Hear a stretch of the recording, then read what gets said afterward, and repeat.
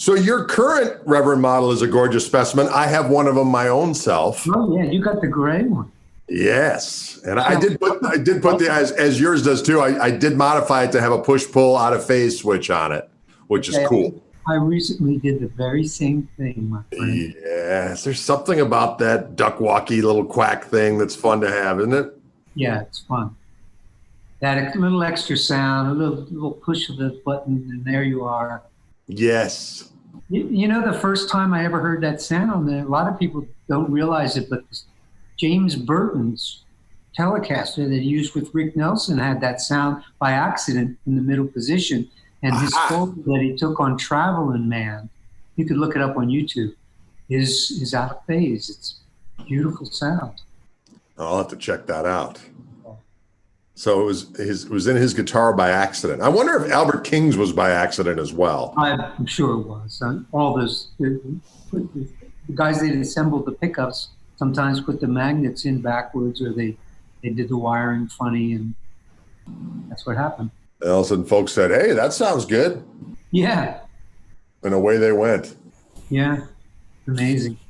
So do you have another record in the works coming up here? I enjoyed your last record immensely. It was fun hearing those songs when we did it. For folks who don't know, we did a tour where Rick played with my son Dylan on drums and Toby on organ, and then I would do a set and then we'd play all together, and it was fabulous. And we're hopefully going to do more of it once this pestilence subsides. That was a lot of fun.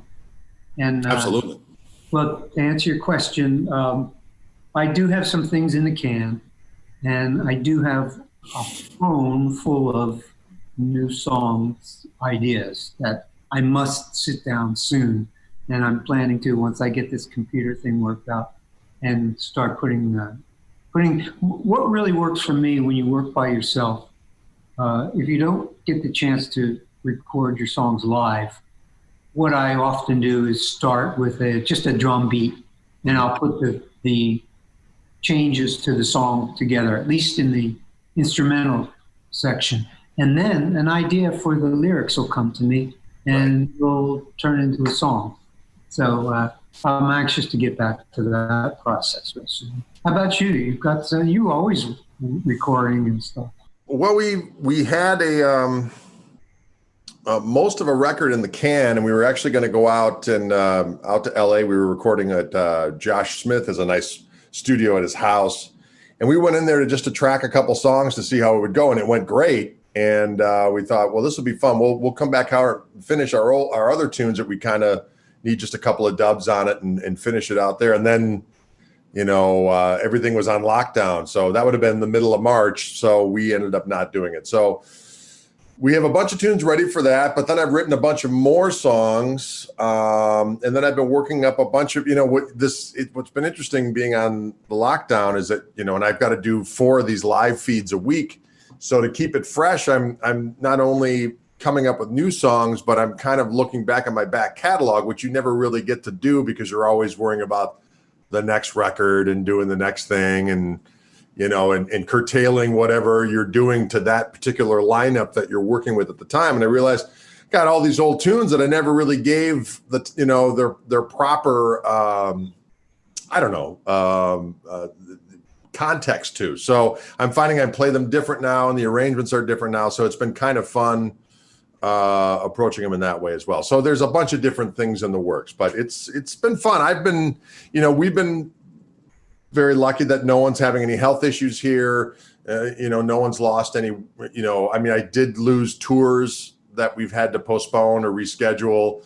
But a lot of other things that I do have it, are still going. And so, we're not really, hurting financially, thank God, at this point in time. So it's been a very creative time for me to just be able to practice and work out some stuff and keep my chops up and learn some different things and, all that other kind of stuff. So it's going to be fun once the pestilence subsides to go out and start doing some gigs, but no one really knows when that's going to be, because even though things open up, do people want to go to gigs, and be around a lot of other people? And then, if there's a second wave, you never know what's going to happen. So I'm cautiously optimistic. In the meantime, I'm just playing and making sure I have keep inspired and come up with some some stuff that I find halfway decent. So hopefully other people will as well. So we'll see what happens.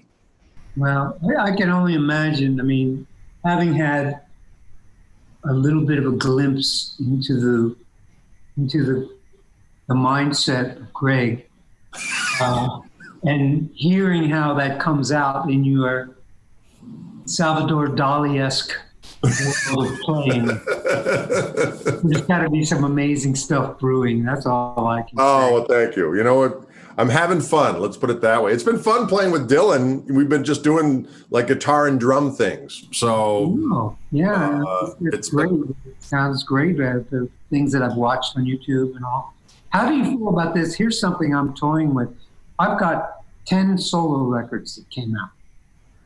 Some of the earlier ones have songs on them that I always wished I did a little bit different. Right.